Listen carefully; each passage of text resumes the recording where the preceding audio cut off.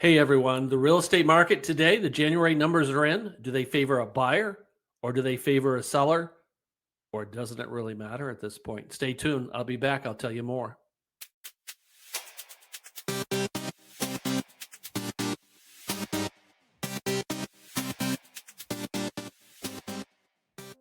Hi everyone, my name is Mike Renick. I'm with Team Renick Real Estate Services, part of that great Mangrove Realty Associates family.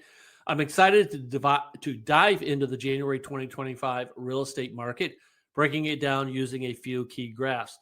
Please note we call this the January 2025 data, but the data is actually good through December 31st of 2024. That's just the way it's done. The data has been scrubbed and it's approved.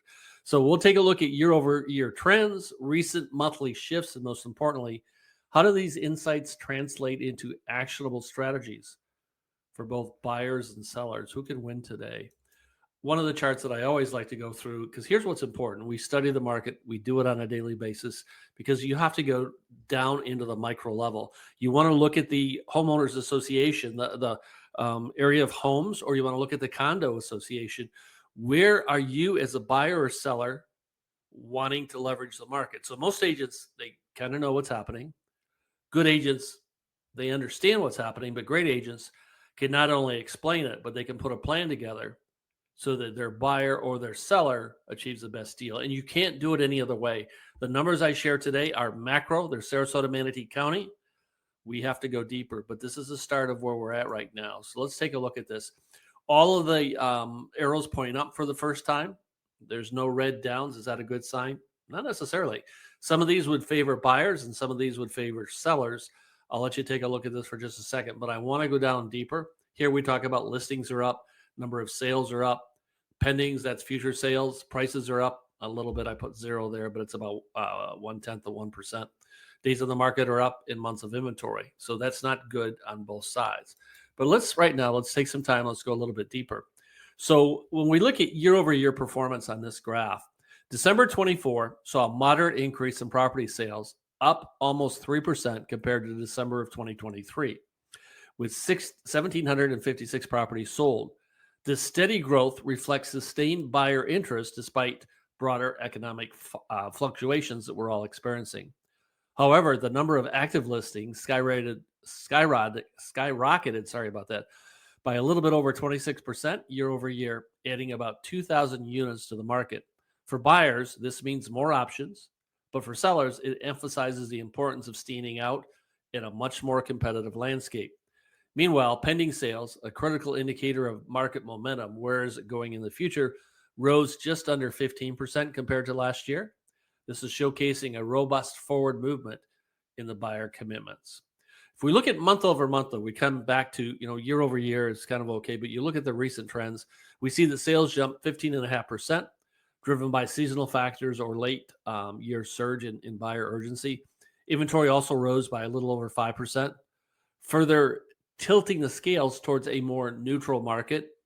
Interesting, pending sales fell about 6.5% compared to November of 2024, signaling a potential slowdown in transaction velocity.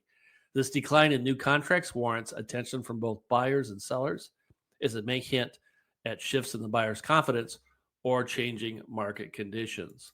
Let's move and take a look at price right now. We're all asking about price. Now, this is average price per square foot. There's many different types of property sold from homes, large homes, small large condos, small condos. So I break it down to an average dollar per square foot. So the price per square foot, to me, it provides a more what I'll call normalized look at the market. So December of 2024, this metric saw a slight increase year over year of about 0.9%, as I said on the opening slide, reaching $344. While this growth is modest, it reflects a market maintaining stability despite the significant inventory increases. This consistency is a reassuring sign for sellers holding out for value retention. Looking at more of the short run, though, on a month-over-month basis, the average price per square foot surged about 10.3%, signaling strong demand in certain segments, particularly for higher-end or well-positioned properties.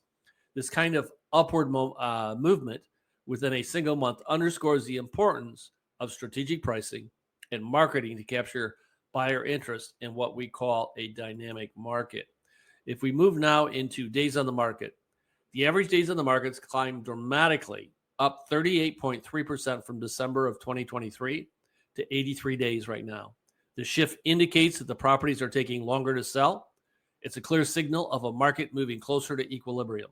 For sellers, this reinforces the need for competitive pricing and proactive marketing. Buyers, on the other hand, gain leverage as extended days on the market often leads to more negotiation opportunities. Looking at the short run compared to November of 2024, days on the market increased by 6.4%, reflecting a seasonal adjustment or a slight cooling of buyer urgency. Sellers need to prepare for potentially longer sales cycles, while buyers should take advantage of the breathing room to evaluate options thoroughly. Moving now into months of inventory. This is based on the closed sales. It rose 22.3%, 22.3% year over year, now setting at 5.5 months. This is firmly within the neutral range, where neither buyers nor sellers hold a significant advantage today. However, it also highlights a shift from the seller favorable conditions of prior years, driven by expanded inventory levels. Looking at the recent trends compared to November, months of inventory actually declined by almost 10%. Suggesting a temporary boost in buyer activity. This decline, paired with increasing sales volumes, reflects a market momentarily leaning toward the higher transaction velocity, though the overall trend remains neutral. All right, so we look at the numbers and, okay, that's good. But what does that mean? A broker who is in tune with this now needs to develop a plan that's specific for you. Today's presentation is just a start. What do I mean by that? We need to go deeper. We need to move down into the micro level, like I said earlier. So from a high level, this is what we would do at this point. When we look at the buyer side of this thing, let's talk about inventory exploration. With inventory up 26.4% year over year and increasing month over month, we're going to conduct a comprehensive property search to identify options that meet your criteria. This abundance of inventory allows us to negotiate with sellers who are motivated due to the longer days on the market. We'll create a short list of properties that have been on the market for longer than average, focusing on those with recent price reductions. Of course, all of these will meet the criteria that you're looking for. Let's talk about value analysis. By analyzing the average price per square foot, the latest trends, we'll determine whether a property is priced fairly. For homes priced above the average, we'll investigate what justifies the premium, such as location or upgrades, and we'll negotiate for you accordingly. We'll use the absorption rate, identifying neighborhoods where buyers have more leverage, ensuring that you make offers in markets trending towards neutrality or a buyer's advantage. Our negotiation strategy in this market. With the sold to original price ratio declining about 91%, we know sellers are more willing to negotiate today than ever before. We'll help you craft offers that reflect this market reality while remaining competitive enough to get the deal closed for you. If the property shows a trend of high days on the market or multiple price reductions, we'll guide you to make assertive offers with favorable terms, such as requesting seller-paid closing costs or other contingencies. Timing and flexibility. Since pending sales have dipped month over month, we know sellers may be more open to closing quickly or accommodating contingencies. We'll use this to your advantage, offering flexibility on terms like move-in dates or inspection timelines to sweeten the deal.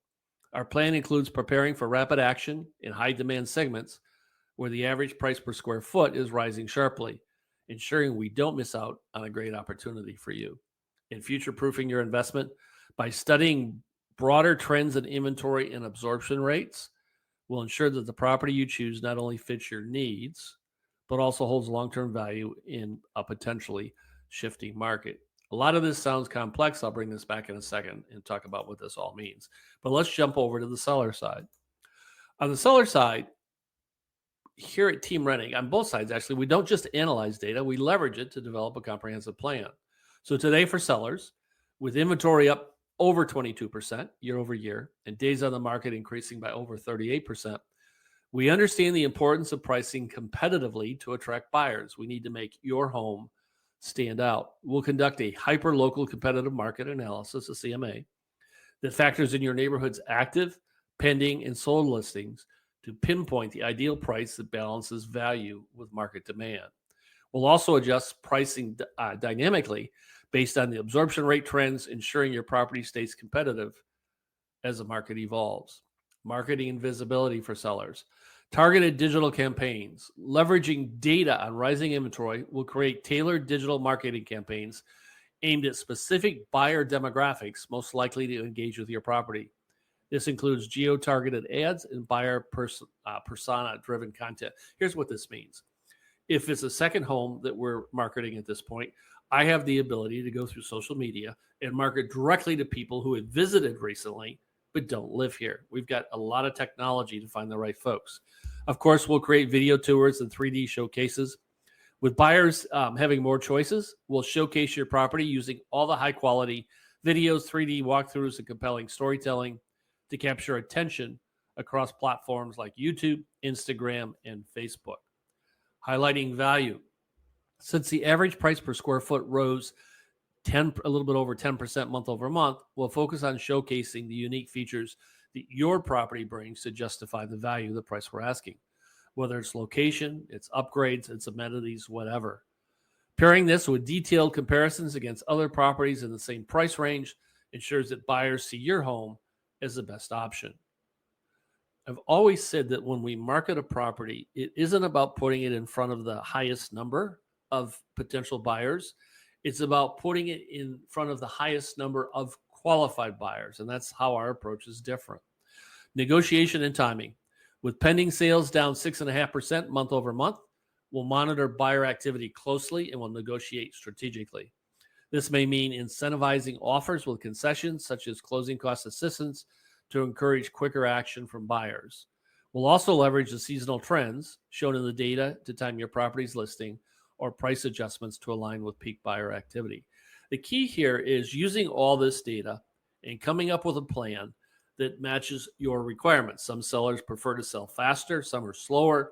There's a lot of different things that we can do, but you drive the bus on this thing. We'll utilize the data. We'll show you what the data says. We'll develop a plan that's micro to your area to help get your home sold as fast as possible for the highest price. This is just the beginning, like I said, though. The data-driven approach that we use allows us to give our sellers and buyers a clear, actionable plan to succeed in any market. That's what I meant earlier by does it really matter when I open this podcast. By focusing on strategy, timing, and execution, Team Renick ensures that every move is tailored to help you achieve your real estate goals. Give me a call today. My personal cell, because I want my clients to be able to reach me when it's convenient for you, is 941-400-8735. Let's turn this market knowledge that we have into your next success story. If you have any questions, again, no obligation. Let me go deeper. Let me show you how we operate here. That way you can make a decision. Is Team Renick right for you as a buyer, or is Team Renick right for you as a seller? Again, this is what we call the January data. It's inclusive of all the way through December 31st of 2024. Give me a call. I look forward to working with you. I look forward to answering your questions. Thanks for watching, everyone. Take care.